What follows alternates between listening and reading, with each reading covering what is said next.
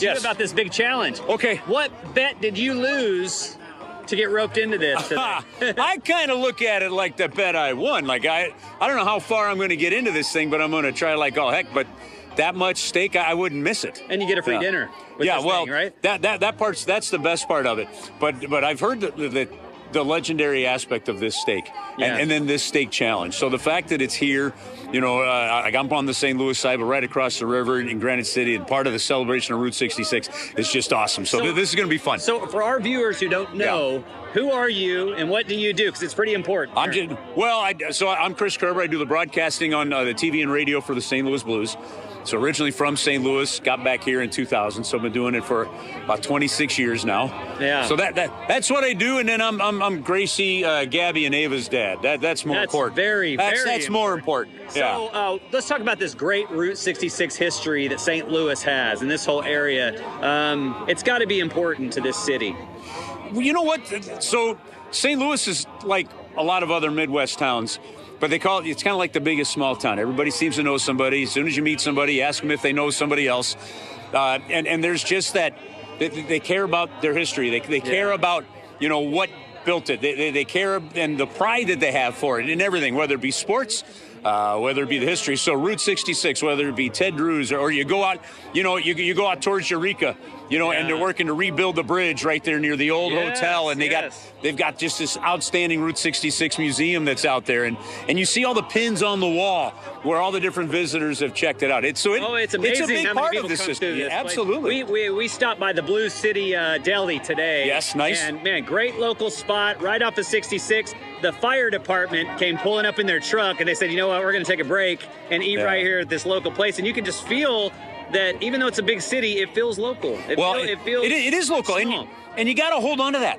Like, you got to make sure that it doesn't go anywhere. Sure. So you teach it, you bring it up, you explain it, you know. And I was telling these guys, a friend of mine that lives over in the Netherlands, our daughters ended up becoming friends, so we become friends.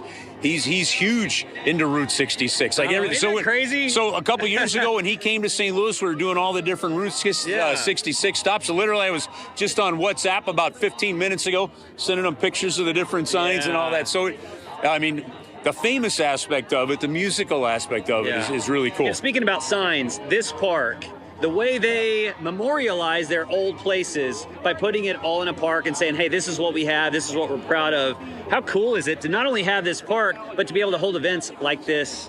Well, that's why you do it. Look, I mean, we can go down in some real rabbit holes that'll fire some people up, but the bottom line is put a little effort into reminding everybody where you're from, you know, and then open your doors to them as well. And then let them experience it with you, and you do that, and you have some fun with it, and you realize that we're not all that different. That's right. And if you think about it, kind of the way Route 66 has kind of been celebrated and cherished over the years, and all the different stories, it always seems to come back to bringing some people together along the way. Right. That's why we're together. So that's why we're here. It's pretty awesome. Today. So let's talk about the steak. Okay. You're on the team today? I'm on the team. Okay. Yeah. So have you ever done anything like this steak challenge before? No, I've done some hot dog eating ones, but not a steak one. Of course you have, because you're living up here in the Midwest. Right. So what's your prediction today for your performance? Okay, first off, I'm eyeing the competition a little bit, okay?